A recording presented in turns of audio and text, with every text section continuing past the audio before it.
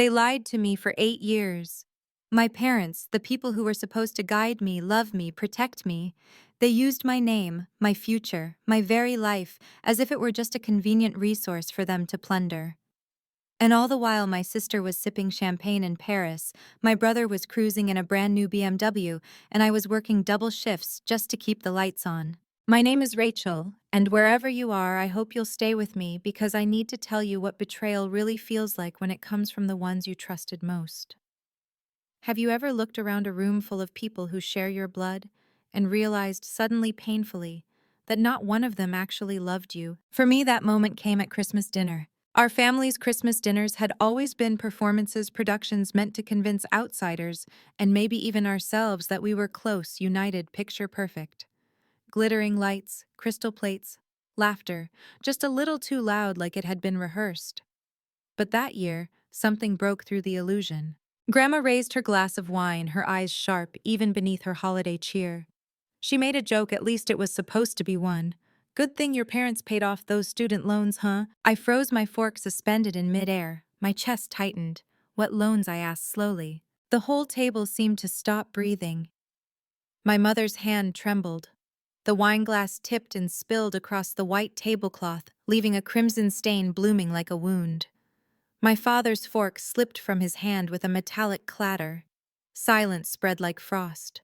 And then my uncle, always smug, always ready to twist the knife, leaned back with a smirk.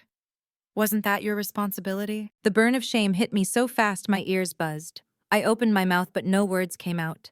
My throat closed around the pain. Then Grandma's smile vanished.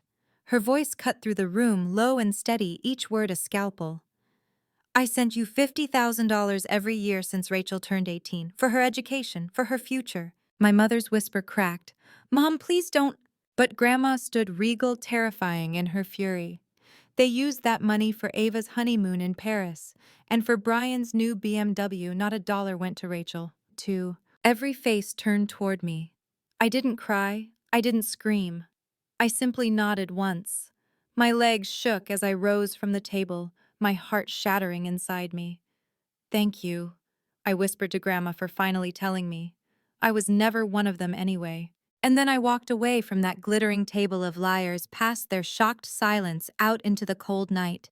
The winter wind outside felt warmer than the air in that house.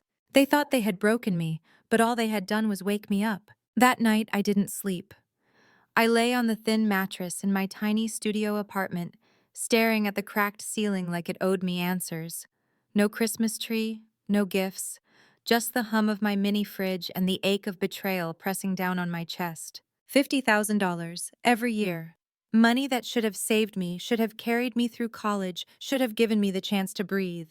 Instead, they used my life as a blank check. I thought back to sophomore year when I had to drop out because I couldn't afford tuition after my financial aid fell through. I remembered telling Mom, my voice breaking, that I couldn't keep up. She sighed and said, "Well, maybe college isn't for everyone." The way she said it, like she was doing me a kindness. I remembered coming home from a night shift at Waffle House, my uniform reeking of grease, only to see Brian revving his BMW in the driveway. I remembered scrolling through Ava's photos from the Amalfi Coast captioned with hashtags about newlywed bliss, while I counted crumpled dollar bills for rent. For years I told myself maybe they had earned it. Maybe I was just the failure. Maybe I wasn't trying hard enough. But that Christmas night, as the truth sank in, I realized they had built a castle with my bones and handed the keys to someone else. The next morning, I went to the public library. The computers were old, slow, their keyboards sticky with years of use, but I sat down at one and began digging. I didn't have money, I didn't have connections, but I had clarity. I requested my student loan records. I checked every grant, every financial aid transaction tied to my name. And there it was, a trust fund set up by Grandma when I was a baby.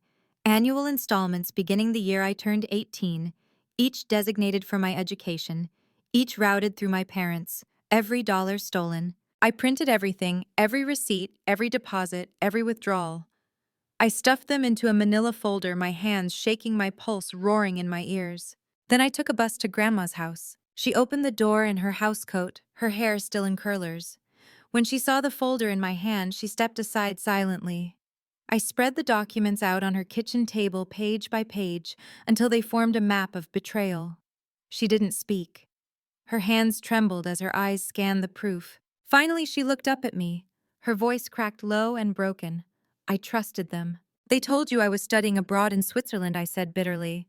Closest I ever got to Switzerland was Googling what the flag looked like during my break at my second job. Her face hardened like stone. And I knew then hell hath no fury like a grandmother betrayed. She slid the folder back toward me, then disappeared into her bedroom. I heard drawers opening, the scrape of hangers, the sound of a suitcase unzipping. When she came out, she wasn't wearing curlers anymore. She wore a dark coat, her face sharp and cold as steel. "Come on," she said. "We're going to the bank." I tried to protest. "Grandma, you don't have to." She cut me off. "They stole from you. They lied to me. That's fraud. Let's start there." At the bank, she didn't ask for a manager. She demanded the branch director. We sat in a glass-walled office while she laid out the evidence, her voice precise, each word slicing through the air. The director's eyes widened as the pages stacked up. "This is serious," the woman said. "Good Grandma," replied, her tone icy.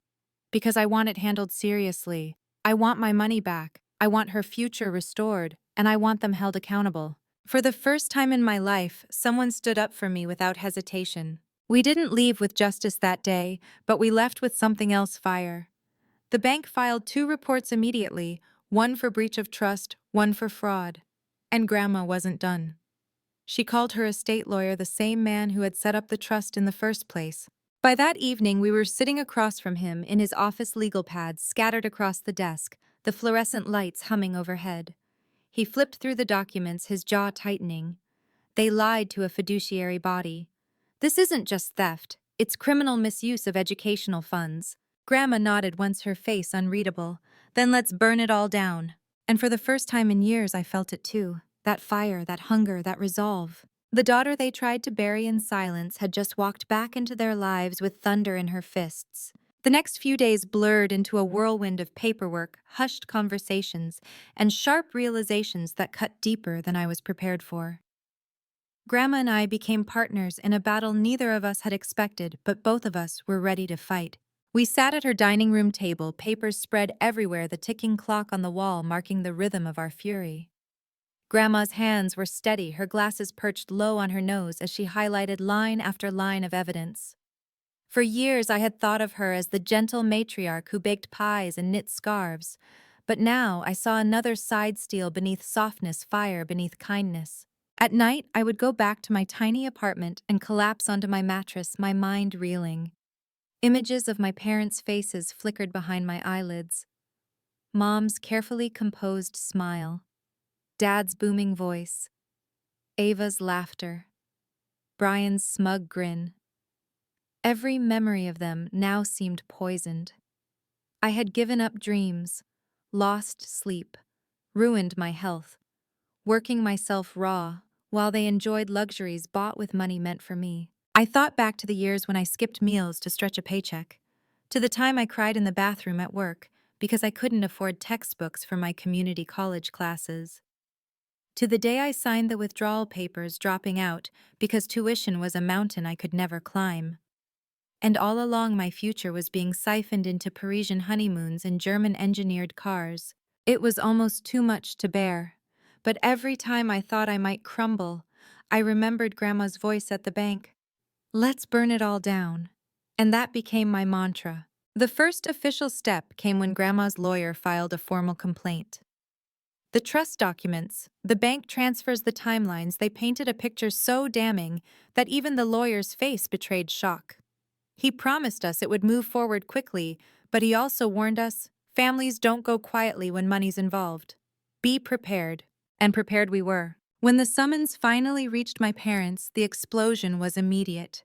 My phone lit up with call after call, each one more frantic than the last. I didn't answer. I let them pile up like evidence of their desperation. The voicemails told me everything I needed to know: Mom's pleading tone, Dad's thundering anger, Ava's shrill disbelief, Brian's mocking laughter. "Rachel, why are you doing this?" My mother's voice crackled through one message. "We're family. Families don't take each other to court."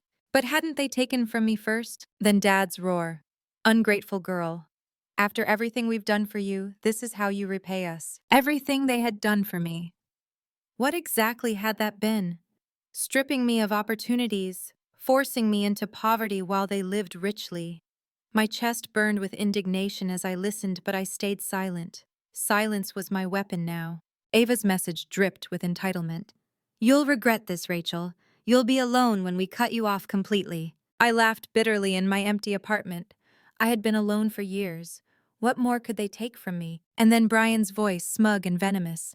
You'll lose. People like you always lose. Better get used to being the family embarrassment. But they were wrong. This time I wasn't the embarrassment. This time they were. The court date loomed, and with it came sleepless nights filled with both dread and anticipation. I would pace the floor rehearsing every possible outcome in my head. What if the judge sided with them? What if the case dragged on for years? What if after everything justice slipped through my fingers? But then I would think of Grandma. Her unwavering eyes, her hand gripping mine in the lawyer's office, her voice firm when she said, "They stole from you and they'll answer for it." And I would breathe again. When the day finally arrived, the courthouse felt colder than any winter I had known. I walked in with Grandma by my side, our lawyer leading us forward. My parents were already there, dressed impeccably, their faces set in masks of dignity that didn't quite hide their fear. Ava sat stiffly beside them, her ring glittering like it was mocking me. Brian lounged with arrogance, tapping his phone as though none of this mattered. But when the evidence was laid out, document after document, proof stacked high, their masks began to crack. I watched as my mother's face paled, as my father's jaw clenched so tight I thought his teeth might shatter, as Ava shifted uncomfortably in her seat. Brian still smirked, but even he couldn't disguise the flicker of unease in his eyes. The judge's voice echoed through the chamber, calm yet cutting. This is a clear case of misappropriation of funds. Money intended for Rachel's education was diverted for personal use by her parents. Restitution will be required. Restitution. That word rang in my ears like music. But the victory was more than financial. It was emotional, spiritual. For the first time, the truth wasn't a shadow whispered in corners.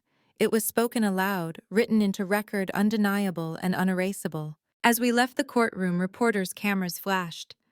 Neighbors whispered, and the facade my parents had worn for years shattered under the weight of exposure.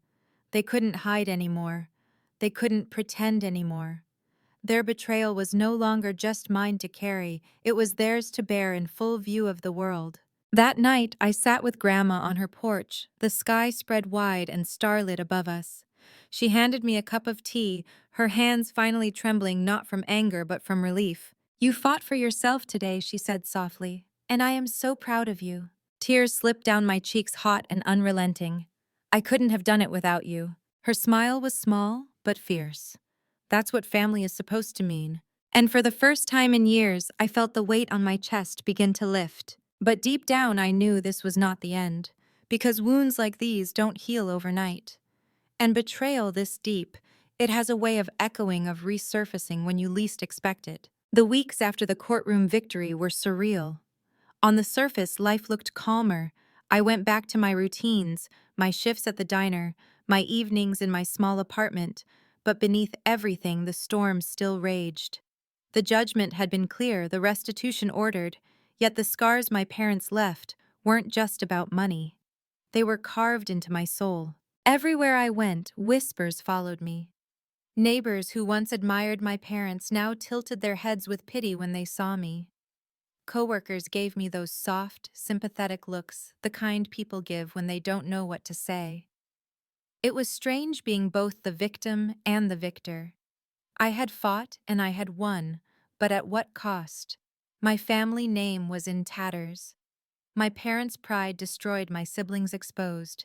And me, I was finally seen, but for all the wrong reasons. One evening, I found myself walking past my parents' house. I hadn't planned to, but my bus route went that way. The lawn was unkempt, the shutters faded. A for sale sign stood planted in the yard, tilted slightly, as if even it had lost its will to stand straight. This was the house where I had spent my childhood, where birthdays were celebrated with cake, where Christmas trees once sparkled with lights. Now it looked like a carcass hollow and abandoned. Through the window, I saw shadows. My father's shoulders hunched, sitting in his armchair like a man deflated. My mother moving slowly, her face lined deeper than I ever remembered. Ava wasn't there. Neither was Brian. I wondered if they had abandoned ship, leaving my parents to drown alone. A part of me wanted to feel sorry for them, to open the door, to wrap my arms around them, to let it all go.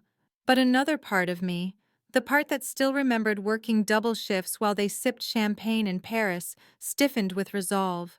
Sympathy couldn't erase betrayal. Pity couldn't rewrite the past. That night, I dreamed of my sister's voice laughing as she posted photos from Europe. I dreamed of my brother's car engine roaring while I counted coins for rent. I woke up drenched in sweat, my chest heaving, my fists clenched. Forgiveness wasn't ready to come. Maybe it never would. But then something unexpected happened. Grandma called one morning, her voice softer than usual. "Rachel, they came to see me." My stomach dropped. "Who?" "Your mother and father," she whispered. "They begged me to talk to you. They say they want to make things right." I let out a bitter laugh. Make things right?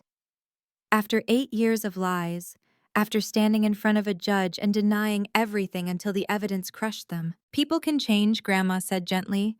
"Sometimes hitting the bottom is the only way." But I couldn't believe it, not yet, not after everything. A week later, I saw it with my own eyes. I was leaving work when I noticed two figures waiting outside my parents'. My father's broad frame seemed smaller now, his suit hanging looser than it once did. My mother clutched her purse as though it were the only thing keeping her steady. "Rachel," my mother whispered, her eyes glistening. "Please, can we talk?" I froze. The air around me felt heavy, pressing against my lungs. Part of me wanted to run to avoid the confrontation, to protect the fragile peace I had built. But another part, the part that longed for closure, forced me to nod. We sat on a bench nearby, the city buzzing around us. My father spoke first, his voice rough, stripped of its usual authority. "We were wrong. We stole from you, we hurt you, and we lost everything because of it." My mother's tears spilled freely. "We don't expect forgiveness. We want to try. We want to be your parents again." I stared at them, searching their faces for the truth. Were these the same people who had laughed while I suffered? Or had life truly humbled them? My heart wavered, torn between rage and yearning. "I don't know if I can ever forgive you," I whispered, my voice breaking. "But I do know this: you will never steal from me again. You will never decide my worth again. If we rebuild anything, it will be on my terms." They nodded, shame heavy in their eyes. For the first time, I felt the balance of power shift. I was no longer the child begging for scraps of love. I was the woman who had survived their betrayal and stood taller for it. That night, I cried. Not out of weakness, but out of release. Years of pain poured out, and for the first time the tears didn't feel like chains. They felt like cleansing rain. The road ahead was uncertain. Maybe reconciliation was possible, maybe not. But one truth had been seared into my soul. I didn't need their approval anymore. My future was mine to claim. And as I drifted to sleep, I thought of all those who had been silenced. All those who had been betrayed by family, by friends, by the people who were supposed to protect them. My story wasn't just mine anymore, it was theirs too. The following weeks stretched into a strange kind of limbo. My parents lingered on the edges of my life like shadows I couldn't decide whether to let in or shut out completely. They sent short messages, hesitant check-ins, apologies wrapped in clumsy words. Sometimes I read them. Sometimes I let them sit unread until the screen dimmed. It felt strange, after so many years of silence and betrayal, to suddenly be the one holding the choice. Grandma, ever steady, tried to encourage me toward cautious hope. She would sit across from me at her kitchen table, sipping tea, her eyes never leaving mine. "It's your decision, Rachel. You don't owe them forgiveness, but if you give them a chance, let it be for you, not for them." Sometimes letting go of anger is the only way to keep moving forward. I wanted to believe her. But anger was such a familiar companion. It had fueled me through exhaustion, through humiliation, through the loneliness of being abandoned by my own blood. Who would I be without it? One Sunday afternoon, I agreed to meet my parents again, this time at Grandma's house. It felt safer there, like her walls could shield me from slipping back into old patterns. When I walked in, I saw them seated stiffly on the couch, hands folded, eyes heavy with something I didn't recognize at first fear. Not the kind of fear that comes from being caught, but the kind that comes from losing something you can never buy back. My father cleared his throat, his voice low. Rachel, I spent my life thinking money was the measure of success. I thought giving Ava and Brian those things would make me a better father. But all I did was fail you. I see that now. My mother reached for my hand, then stopped halfway, uncertain if she had the right.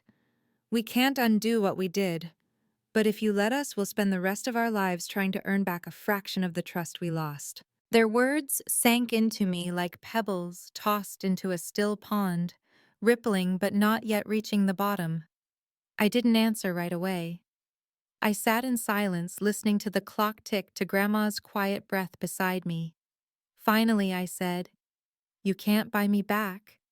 Not with words, not with money. If there's any path forward, it starts with truth. Full truth. No more lies." They nodded, and for once I believed they meant it. But rebuilding wasn't simple. Every interaction felt like walking a tightrope between past wounds and present attempts. When my mother asked if she could cook me dinner one evening, I hesitated before saying yes. When my father offered to drive me home after a meeting, my instinct was to refuse, but I forced myself to allow it. These small steps didn't erase the years of betrayal, but they were tentative bricks on a road I wasn't sure I even wanted to build. Then came Ava. She cornered me outside a coffee shop one morning, her eyes blazing. "You ruined everything," she hissed. "You humiliated this family. You destroyed my wedding, my life. Do you even care?" Her words hit me like sparks against dry wood, but instead of igniting, they fizzled. I looked at her, her designer bag, her flawless nails, her desperate fury, and I saw nothing but emptiness. "I didn't ruin anything," I said quietly. "You did when you chose greed over loyalty. When you took what wasn't yours. This is the life you built. Live with it." She recoiled as if I had slapped her, then stormed off, heels clicking against the pavement. Watching her go, I realized something profound. I no longer envied her. For years, I had measured myself against her glimmering life, but now I saw it for what it was, a fragile facade built on stolen foundations. Brian never approached me directly, but word drifted back through friends of friends. His car was repossessed. His debts were piling high. The life he had once flaunted was unraveling thread by thread, and I felt nothing but a cold, quiet justice in knowing that. My own life, meanwhile, began to shift. The restitution from the court allowed me to return to school to finally chase the dreams I had been forced to abandon. Walking onto campus again, books tucked under my arm, I felt both terrified and alive.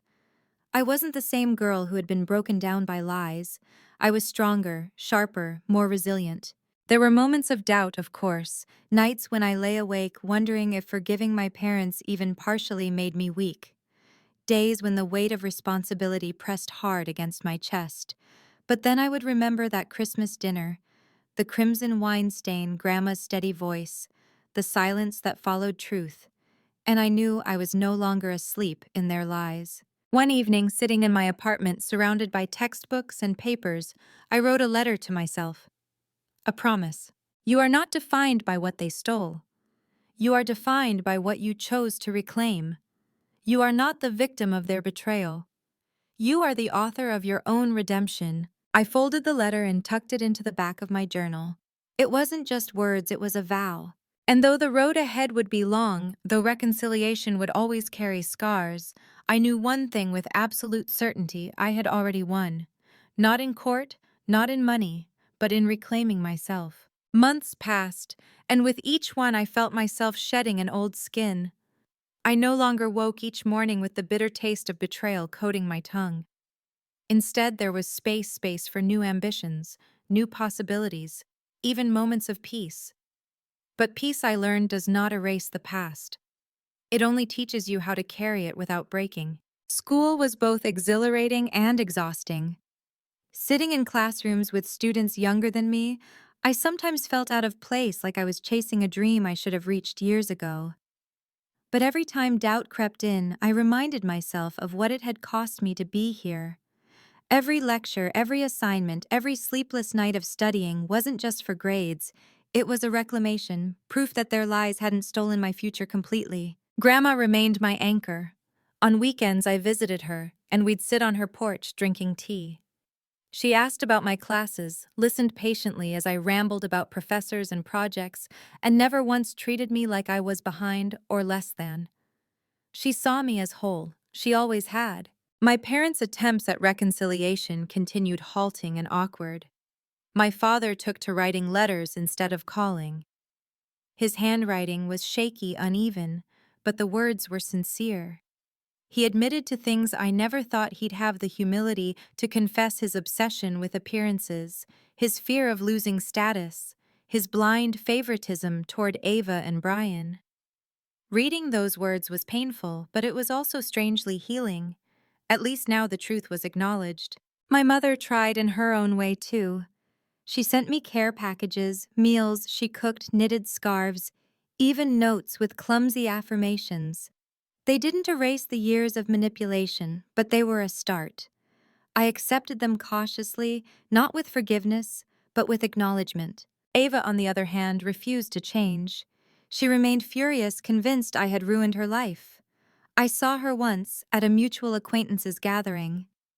She strutted in, still draped in designer clothes, but the cracks were visible: her forced laughter, her restless glances, the tension she carried like a shadow. Our eyes met across the room, and for the first time I felt no anger, no envy, just distance.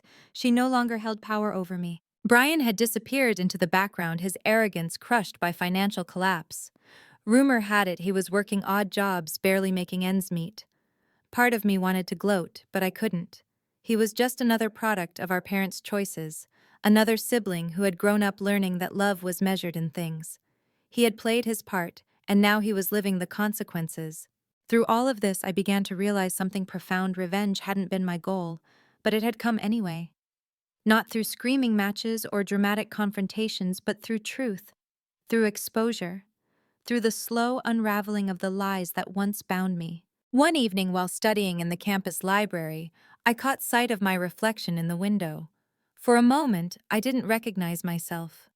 Not the tired girl who had once scrubbed tables until her fingers ached, not the desperate daughter begging for love, but a woman scarred, yes, but standing. Strong. I closed my notebook and stepped outside. The night air was cool, the stars faint but steady above. And I thought of everyone who had ever been betrayed by those closest to them. The lonely ones, the silenced ones, the forgotten ones. I wanted to tell them what I had learned: that betrayal is not the end. That even when your own family tries to bury your future, you can dig it back out with your own hands. That your worth is not determined by who abandons you, but by how fiercely you choose to rise. As the semester ended, I visited Grandma again. We sat together in the soft glow of sunset. She reached over, squeezing my hand. "You've come a long way, Rachel." Tears filled my eyes. "Because of you." She shook her head gently. "No, because of you. I only gave you the truth.